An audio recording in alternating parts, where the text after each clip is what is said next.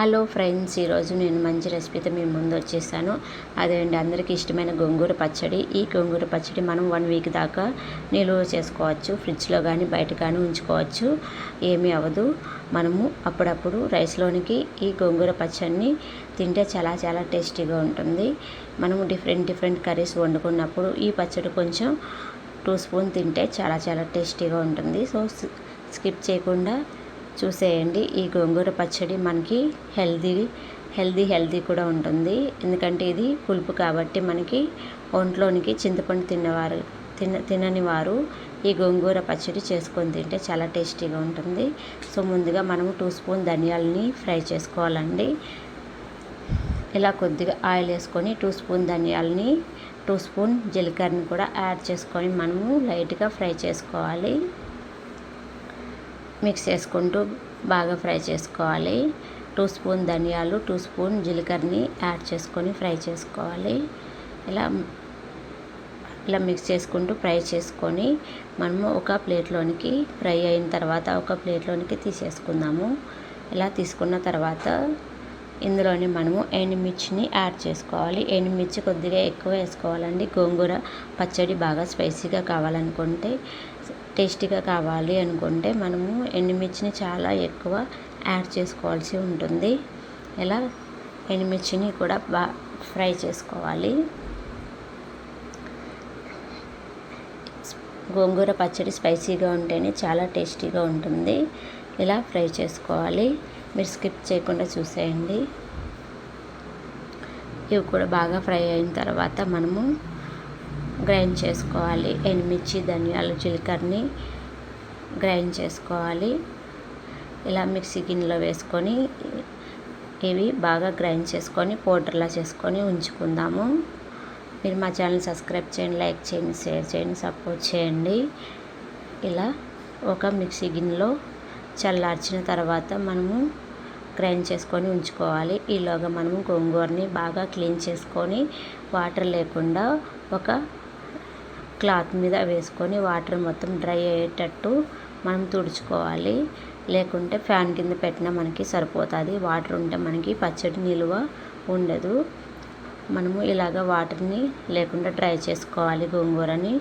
గోంగూర ఆకుని ఇలా వేసుకున్న తర్వాత మనము అదే బౌల్లోని ఆకుని బాగా వేసుకొని బాగా ఫ్రై చేసుకోవాలి. ఇలా చూడండి, మనము ఇప్పుడు బాగా ఫ్రై చేసుకుందాము. ఇలా మిక్స్ చేసుకుంటూ గోంగూర మొత్తం బాగా రెడ్ కలర్ వచ్చేంత వరకు మగ్గించుకోవాలి. ఇలా మిక్స్ చేసుకుంటూనే ఉండాలి, లేకపోతే మనకి అడుగు అంటుతుంది.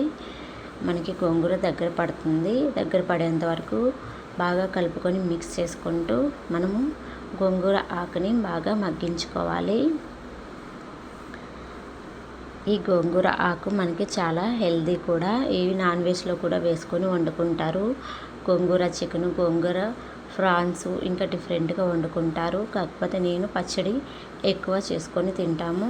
చూడండి, ఇప్పుడు మనకి గోంగూర బాగా మగ్గింది. ఈ గోంగూరని మనము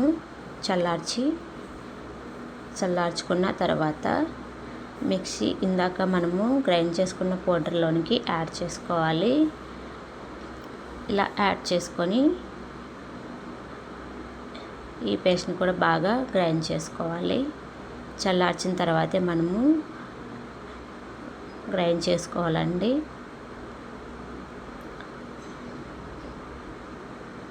ఇలా గ్రైండ్ చేయగా చూడండి, మనము వాటర్ని యాడ్ చేసుకోకూడదు. ఓన్లీ గోంగూరని మాత్రమే మనము గ్రైండ్ చేసుకోవాలి. అందులో వాటర్ని యాడ్ చేస్తే నిల్వ ఉండదు.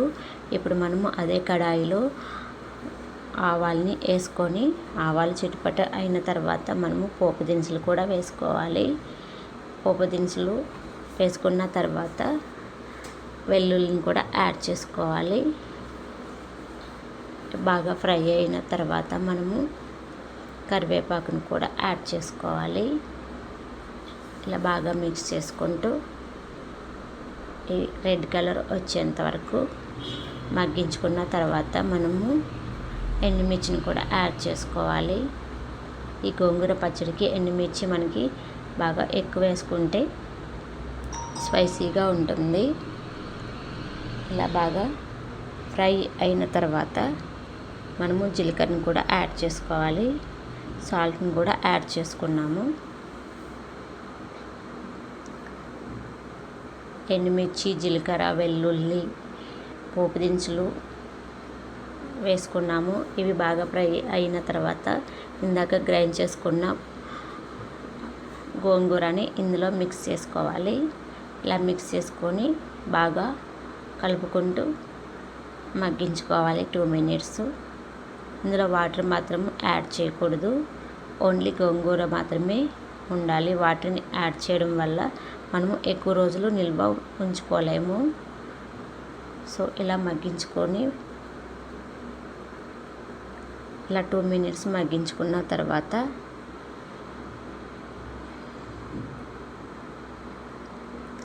ఇది మనము రైస్లోనికి తినచ్చు. ఇలా రెడీ అయిపోయింది.